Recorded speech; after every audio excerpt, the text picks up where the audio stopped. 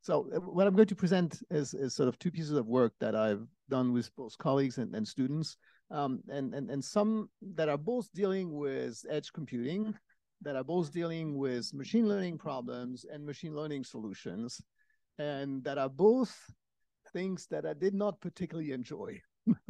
and I'll give you some thoughts on that at the end.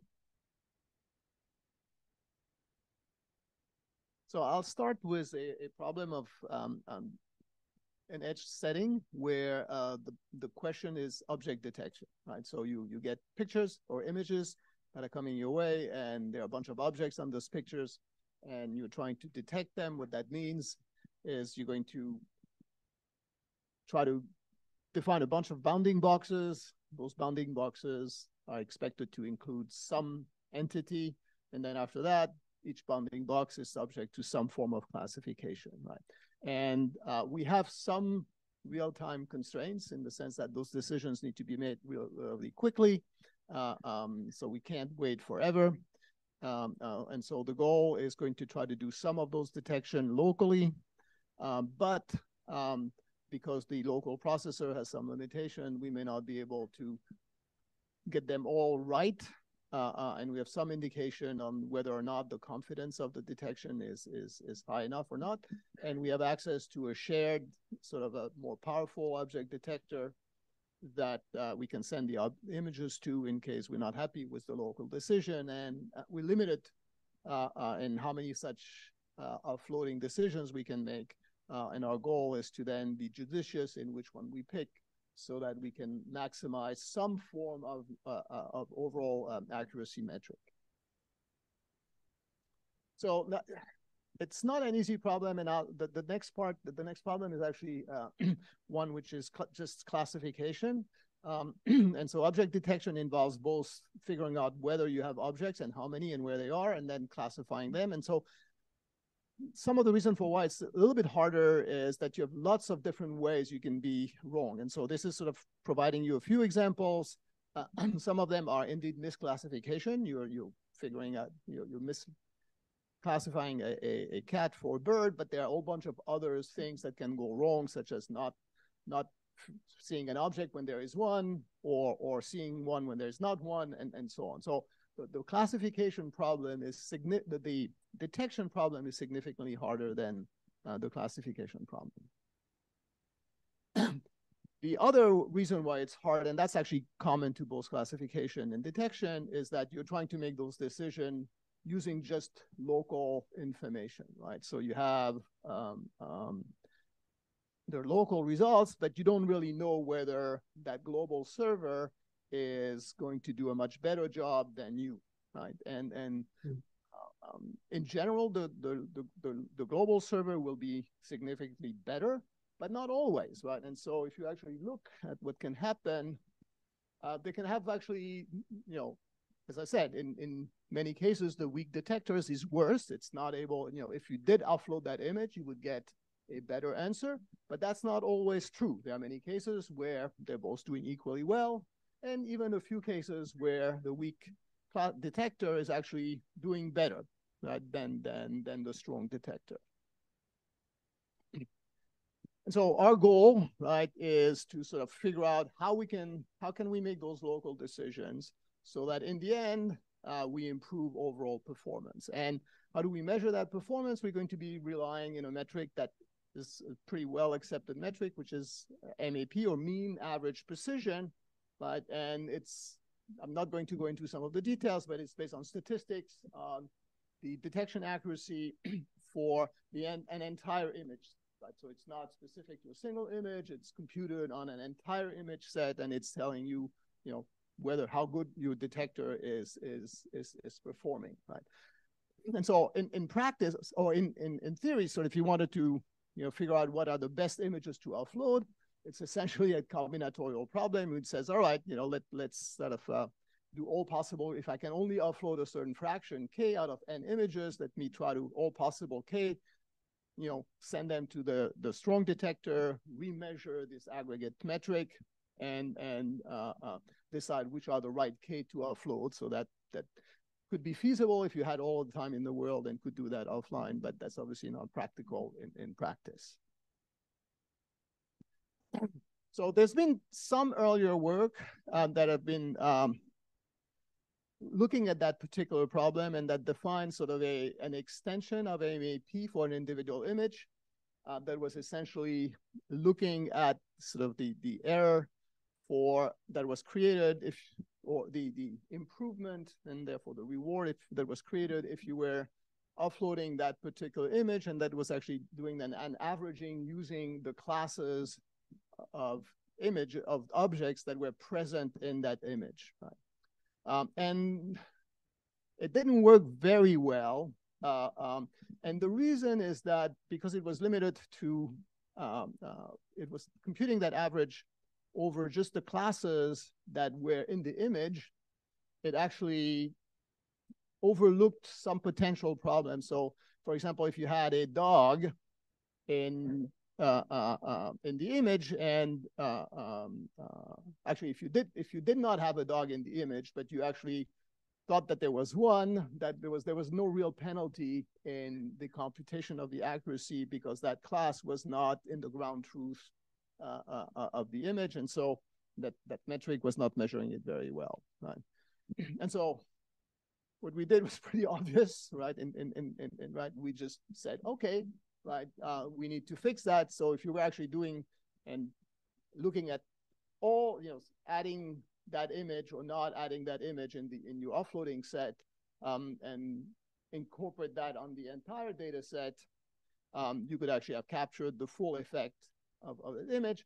Doing it on the entire data set is somewhat computationally expensive, and so we wanted to restrict the size of the data set that we were dealing with, and so we said, okay, let's define what we call the context, which is a subset of all the images in the data set, and then extend the computation that particular way. And so the context is in some sense trying to fix that particular problem that was introduced in the previous approach, which was you're overlooking the impact on certain object classes that are not in the image, but now if you extend that to include categories of images that will have other classes, and so if you now are making a mistake that is affecting those other classes, you're going to be catching the impact of that particular mistake.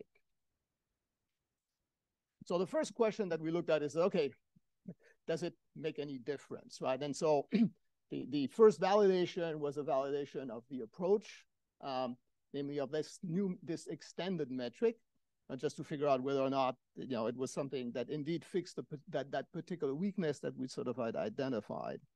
And so we're going to be assuming that we have access to ground truth. So this is not something that will involve any kind of realistic setting. It's just figuring out, okay, if is introducing this context something that helps or not. And so the experiment is we had access to the results of the two types of the detector, the strong and the weak one. We looked at a couple of different image data sets, two standard ones, and we varied how we were choosing our context, and as well as how many images we were allowed to offload, so the fraction of images that you could offload, and then we try to compare this to what was the result, the final result of using this MAP metric for the entire sets of images that we were dealing with. And compare also to the results that you are you're offloading nothing or offloading everything. So that's the sort of results that we got, and so ORIC, which is a context that has a single image, right? So what the images present is how does the precision change as we increase the size of the context that we use for measuring this. So ORI, which is the version that uses a context of just for whatever is in the current image, is just a single data point. So that's what you have the squares there. And since we are increasing the context, it obviously includes the image itself that you're trying to figure out whether you want or not you want to offload it.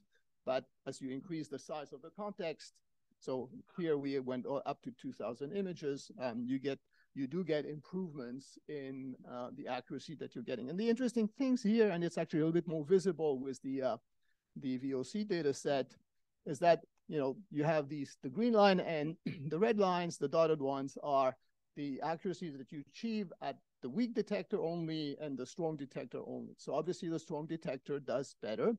But if you're now able to essentially choose either one of those two and do it reasonably judiciously, especially with VOC, you can see that the orange line goes above that. So it means that the combination of the two detectors is doing better than the strong detector alone. And that is pointing back to what I was showing earlier, that you do have a few images where the weak detector is actually doing a better job than the strong detector. And I think I'm going to skip that one relatively quickly. It's just showing that so if we're looking at so the reward is a measure, right? It's the value that we're computing, which is the difference in this metric, this accuracy metric, with or without offloading the image. And so obviously images that have a negative reward are images that you don't want to offload, and images that have a positive reward have there's a benefit to offloading them. And in general, we want more than whether it's more than just a binary classification. We need to know what is the actual value of the reward so that we can pick the top ones that we want to offload. This is just showing you how these two metrics end up classifying the sets of images, and it sort of highlights that when you introduce this context, it's actually able to do a little bit of a better job in figuring out the few cases where the weak detector is actually doing better. All right, so the next step was evaluating this now or taking the next step to being able to realize the benefits of using that particular metric that we had introduced. Namely, now we want to be able to estimate that reward of offloading the image, right? Remember, what I just presented assumed that we have access to the two results at the weak and the strong detector, and therefore we had access to the ground truth, and we could compute that difference, right? In practice, you don't. You have just the result of the weak detector, and so what you need to do, you need to be able to estimate that difference using just the result of the weak detector, and that's where machine learning comes again into the picture. We're going to look at various pieces of information that are coming out of the weak detector, define them as our features, feed that into a neural network, so pretty simple one, and hope that the darn thing can learn whether or not, what is the reward that you would be getting through that particular approach. So that's basically what we did, and sort of we had a pretty lightweight. We also needed to make this process lightweight, so that it could run on the kind of embedded processor that we had on our edge devices. And so the only questions that we were facing was, so we were limited in how complicated, how complex of a network we were able to use, right? And so we use a pretty straightforward one. And we were also then needed to just figure out, okay, what is the set of features that we should be relying on? And we looked at a bunch of different options, from the internal of the network itself versus just the output of the neural network, right? And the thing that made it a little bit hard is that the reward function had some pretty sharp transition. And that creates obviously some sensitivity, because if you're just below, right, then you get certain answer. If you're just above, you get a completely different answer. And so try to figure out where that threshold is, and making sure that you don't get confused by that is a little bit of a problem. Right? And so, as I said, we use a pretty straightforward network, a multi-layer perceptron. And after lots of time looking at all kinds of different features, as I said, just picking the output of the weak detector turned out to be the most useful thing. The only thing that we did on top of that was to sort of uniformize the rewards that came out of this, and that's to actually avoid that, having high probability mass concentrator that zero value, or around that zero value, not that zero value. So to actually make the system a little bit less sensitive. And the outcome here is sort of showing you for different types of combinations. So we did not try 15 weak detectors and 15 strong detector to see that it worked well across all of this. We picked two different pairs of weak and strong detectors that use somewhat different architectures, and decided to claim victory, or declare victory, in the sense that this was sort of providing some reasonable guarantees that the approach would work relatively well,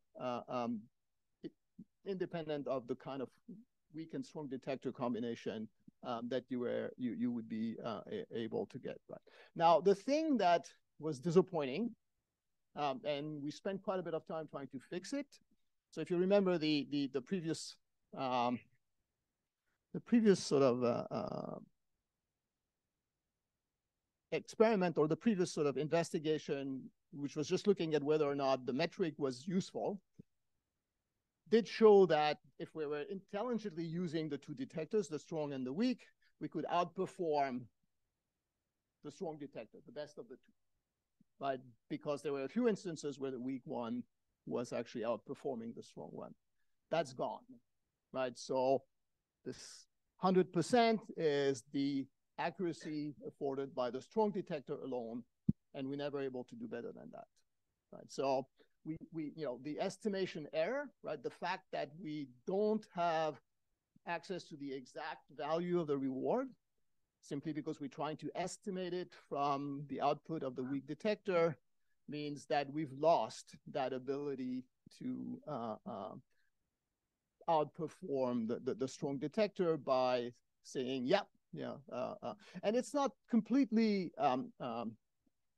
unsurprising, in the sense that what we're trying to do is decide what to offload, right? And clearly, images that are not, that for which the weak detector performs much better should not be offloaded. And so we actually do give the right answer most of the time. But it gets lost, that benefit gets lost in the noise of the other errors that we're making. All right, and so the last part we did is I said, okay, we have now reasonable confidence that this can be useful. Let's sort of run an experiment to try to see whether or not that's true in practice. And so we had a small test bed with a standard embedded device that did have a reasonably powerful sort of weak detector. Namely, it had sort of a Jetson sort of board on it, an edge server that was more powerful, straightforward. The network was not an issue, so there was a direct connection between the two. Really, what we wanted to verify was what is sort of highlighted, but that rectangle here. So in that rectangle, you can see the little blue areas that correspond to the time. So what the plot shows is, for a sort of a set of images, what happens, namely, and how much time we are spending for the overall detection sort of operation. So if you stay local, it's just the red part, right, of the weak detector, plus our estimation of whether or not we should be offloading it, which is the blue part. In those few cases where you offload it, then you spend some time transmitting the image, which is the orange part, and then the strong detector does its job, and then you get your answer, right? And all of that stays within about less than 100 milliseconds. Right? So we have that soft real-time requirement is sort of more or less met. And more importantly for us, the blue component was really noise in terms of the overall processing time.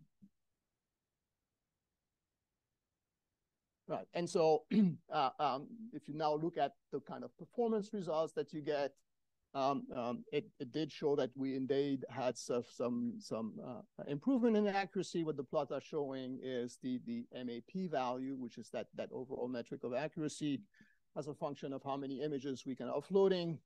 Unfortunately, it doesn't have sort of a peak, which would sort of allow you to say, oh, yeah, there is a maximum number of images that you need to offload, and beyond that, it doesn't, right? So it doesn't pay off. here it keeps increasing all the way to 100. You know, if you offload everything to the strong detector, you get better results.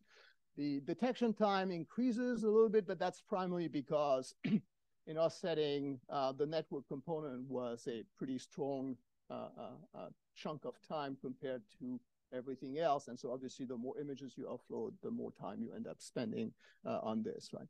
I mean, the interesting thing though is that there is indeed a somewhat concave sort of shape to the increase in accuracy, which means that you should be able to get much of the benefits with a relatively small offloading ratio. All right, so just to wrap up on that particular piece, right? So we came up with sort of a tweak to an existing sort of metric for figuring out how to the reward that you get from offloading an individual image when your goal is to increase accuracy of object detection. We validated that it did the metric that we proposed did perform better.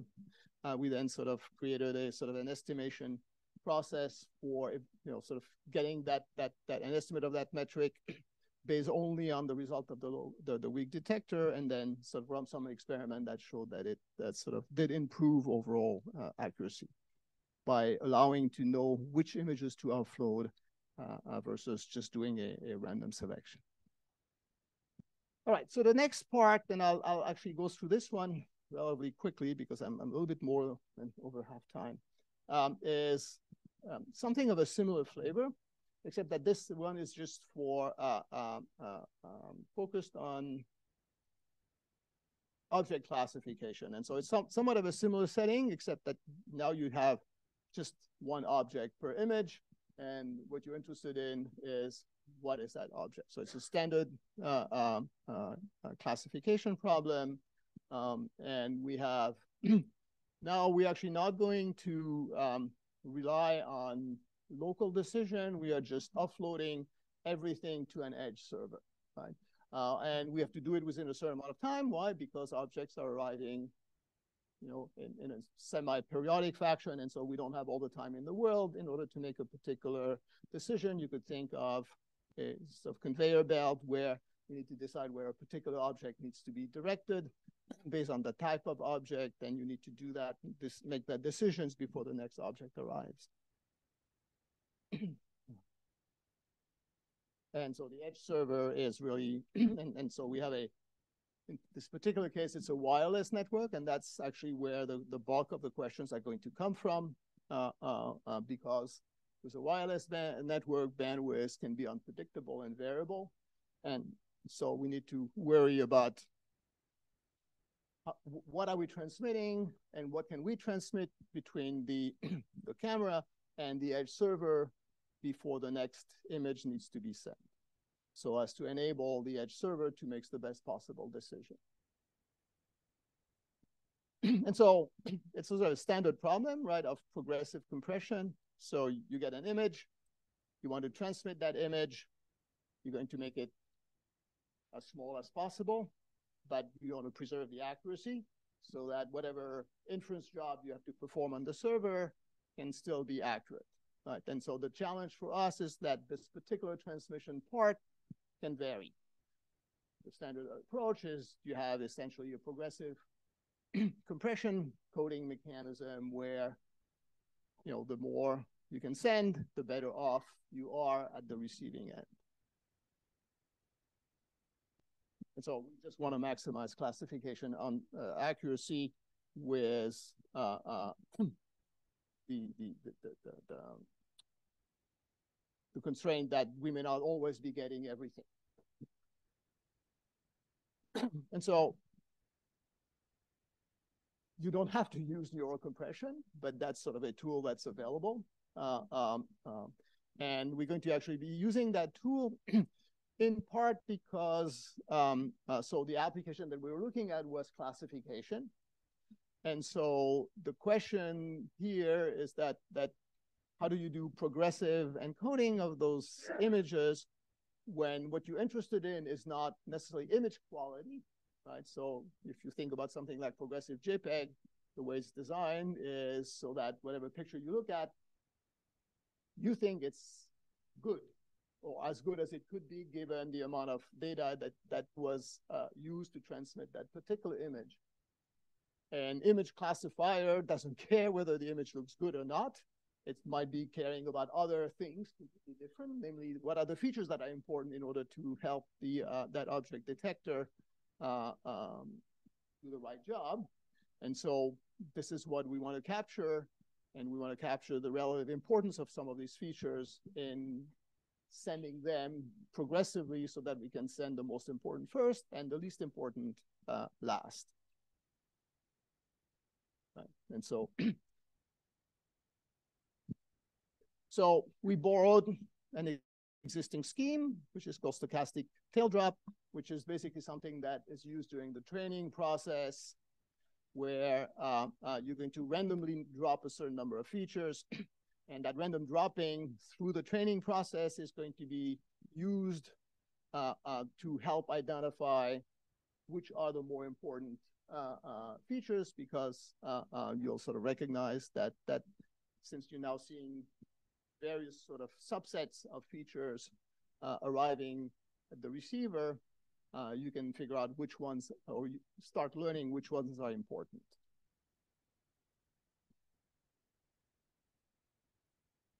So we did it in two-step, again, pretty standard stuff. Some pre-training thing, and then using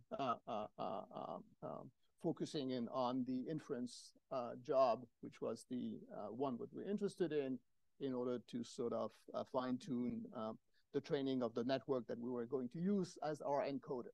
Right? So our encoder is going to compress that image or encode that image into something that's going to be sent over the network, and the goal is to try to break up that encoding in chunks so that as you get more chunks, you can actually decode and then do your inference job with increasing accuracy, the more data you receive.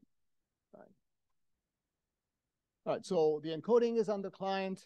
The transmission is on the client, but everything else is going to be done at the server. Right. And the features, so the results of the encoding is we're going to, each feature that comes out of the encoder is essentially a 64-byte data block. And so the way you can think about it is you get out of the encoder a bunch of 64-byte blocks. And the more time you have, you can send more blocks. And the decoder is going to reconstruct the image based on how many blocks it has received, and then do its classification job. And if you have plenty of bandwidth, you can transmit all your blocks. If you have less bandwidth, you'll only be able to transmit a certain limited number of blocks, right? And we want to essentially make sure that you get the best blocks first, so that if your bandwidth goes down, you're not stuck with bad blocks waiting for the good ones to arrive in order to make your decision. Oops. All right, so that's the experimental setup that we relied on in order to evaluate the performance of the system. It's not very sophisticated, but it was an actual system. Sort of, we had an embedded device, which was a Raspberry Pi. We had a jammer. So the jammer was there to emulate the fact that, or to emulate varying network conditions. So you could increase the amount of jamming or traffic that your jammer was sending to create more and more interferences, and therefore reduce the amount of bandwidth that was available to your transmitter. And we had an edge server in a different room. So this was all indoor, transmitted over Wi-Fi. Actually, 802, not Wi-Fi, 802.15, which is a somewhat low bandwidth sort of wireless transmission of things. And we did varying level of jammings, right, to again sort of vary the bandwidth. So the baseline that we picked, we actually picked some encodings that were actually focused on traditional image compression, where the compression in general was designed based on human perception of the quality of an image, so JPEG and OMP right? And then progressive JPEG, as I mentioned earlier. And then we used a couple of other neural and neural and compression schemes. So the ones in yellow, starfish, actually, and RNN is sort of another pretty powerful scheme. The basic problem with RNN is that it takes forever, and so it would actually not be practical in our setting, but we used it as a potential baseline to compare to. All right. So this sort of shows the amount of time that we take encoding the images on our sort of local device. And it's sort of meant, so as you can see, RNN, right, is at 1900. And so that, again, it's a baseline, but it's not one that we could use in practice. The other one, starfish, is actually reasonably fast. And we are in sort of in the ballpark as some of the JPEG sort of base sort of type encoding. So the net is that the type of encoding that we're doing on the local device is not overly expensive. And so this is sort of the representative of the sort of level of bandwidth as we were changing. So this is over time. We transmit our images, and we have three types of jamming. So here you have three periods where you have no jamming, light jamming, and heavy jamming. Is just illustrating the output or the throughput that you can achieve as we change the jamming, and correspondingly the number of blocks. Remember the 64 bytes blocks that you're going to be able to transmit during those periods of time. So some results in terms of classification or accuracy. T, which is sort of the deadline or the times between successive images. So obviously, the more time you have, the more likely you are to be able to transmit everything. And so you would expect that when T is very large, most schemes do as good as they can, and that can be a little bit different depending on the level of accuracy. So for example, WebP with Q equals 0, which is the lowest quality a setting that you can set for WebP, would obviously do not very well, simply because the quality of the images that it transmits are themselves quite limited. But so in general, what you can see is that as even under heavy jamming, so at least as you have jamming and or shorter periods of time to transmit each image, the kind of progressive auto encoding that we did worked out relatively better. And that's a similar sort of type of things, just focusing on the each individual case, right? So one, so on. This was just presenting an image, what is the ratio of images that are fully offloaded for one particular case, just to illustrate that in many cases we were not, in some cases you're able to offload everything, but not in every cases. All right, so just to summarize where we are, the scheme that was designed was aimed at sort of figuring out how to, using a sort of a neural network type of encoding in a system that is responsible for doing image classification, but where the bandwidth between the transmitter and the entity that's doing the inference, the classification, has variable bandwidth, and you have a limited amount of time in order to transmit those images of the system by judiciously identifying which features are most important for the classification job, and therefore by allowing us to transmit them first when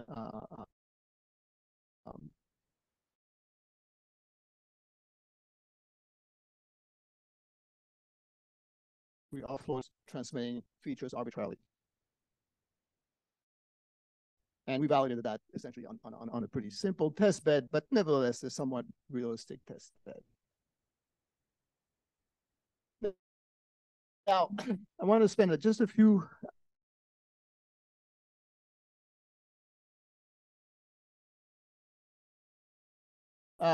yesterday on some of that.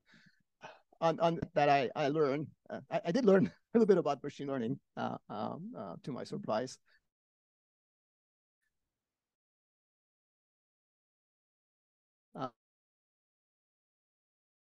AI and machine learning are sort of incredibly powerful tools. I mean, they're now essentially enabling computers to do things that initially we thought only the human brain was capable of doing. And that's a little bit scary by itself, but it's sort of nevertheless, I think a huge sort of advance, right? The flip side of that is that I feel that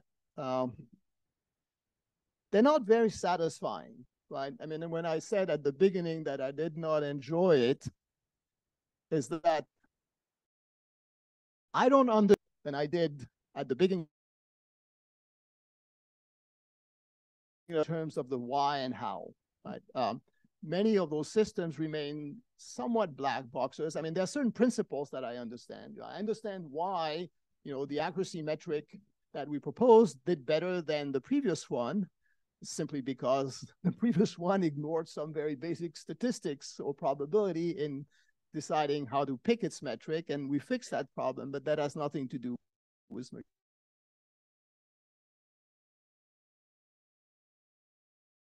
machine learning, capable of identifying something that I didn't gain a better understanding from,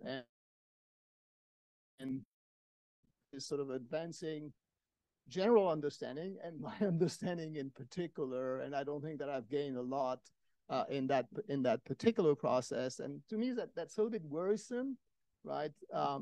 In the sense that, I don't know that our using those tools necessarily helps us advance our own understanding, and therefore helps keep advancing the research enterprise that I think has been going on for a number of times. Now, there are signs that we're making progress towards sort of unpacking what makes this deep learning. So actually, when I say machine learning, I really mean deep learning. I think machine learning has many different areas, and some of them are very principled, and I think there's a certain level of understanding. And so I guess the ending thoughts that I wanted to share was that I think that there is some need for sort of thoughtful consideration of what the use of machine learning is doing to our research thinking, and whether or not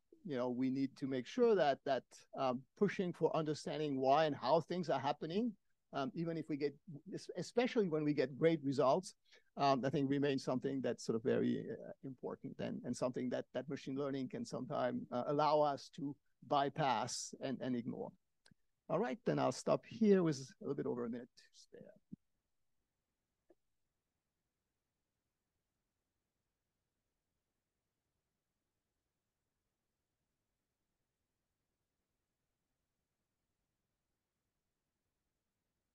Thank you very much for your talk. I presented a couple of years ago something similar to this last part of the talk, and I do share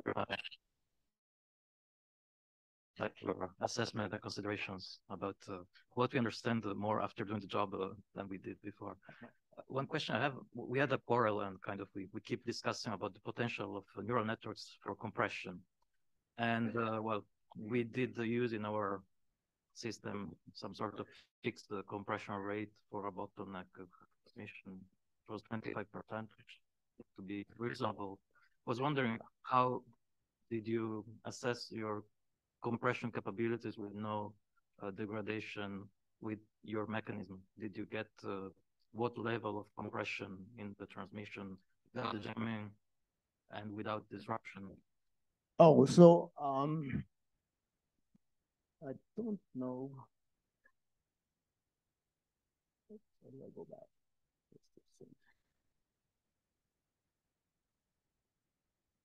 You have to go in. Let's see.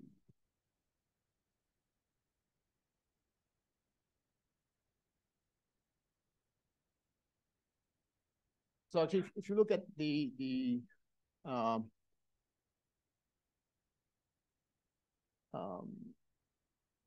no jamming or large values of t, right?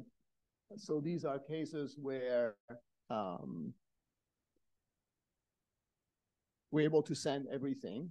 Now, I don't have here. So yes, what I don't actually, the better one was this one. Right, so that was sort of looking at the fully offloaded images for that particular example where there was no jamming and a relatively large period, right? And so you can see that, for example, with P, when you have low quality, and so it has a very high compression ratio, transmits everything, right? So in that particular setting, and we are not transmitting everything, right? So we're transmitting a very small fraction of our, right? So what that says is that our compression ratio, so I don't have the exact figure, but that says our compression ratio is much, I mean, it's worse, right? But our goal was not to try to achieve the best possible compression ratio, right? Our goal was to achieve a compression that may not be the most effective one, but did order the data in a way that was rank ordered in terms of its impact on detection accuracy. So I don't have the exact sort of value. So if you can start looking, I mean, for example, the red one is us, right? So in no jamming, we're still not offloading many of our blocks, right? We still are left with quite a few blocks. So what that says is our compression ratio is not great compared to some of the other ones, right? But we are still doing better, right? So in some sense, again, compression is sort of, in some sense, in the eyes of the beholder, right? So is how much do I, how much data do I need in order to achieve a particular outcome? So here, our goal was just ordering things, not necessarily reducing the total number of bits needed for all the features, which is sort of the more traditional, I think, goals of the compression algorithm, but simply order them so that we could pick them right. So I'm not sure I can fully answer that particular question because it was not really the main focus. Sure. The quarrel has been going on for a while, and there are people who say that with traditional compression, you actually do as well or even better than like with the neural compression. So we are still fighting this one out. So I think if you look at progressive JPEG, I was actually surprised at how well progressive JPEG was doing, right? In the sense that it's a traditional compression mechanism. It is progressive, which is very similar to what we were trying to do. It's just that the progression that it chooses is one that is driven by human perception, right? Quality in human perception, which could be very, very different from image classification, right? But it looks as if the two are not. I mean, it's a little bit worse, right? But it did perform surprisingly well. Thank you. And I had another question about ORIC. So basically, you estimate that like a priori on classes which are present in an image. So in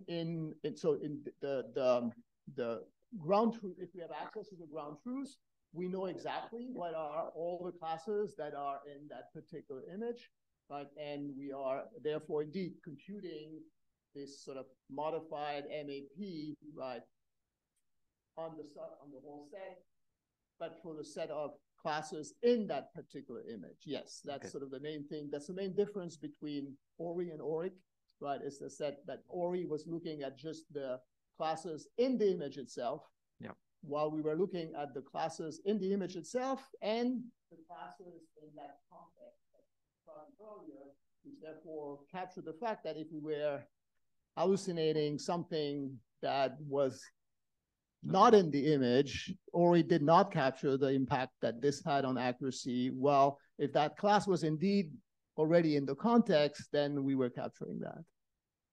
Thank you very much. Any other question? Well, thank you so much.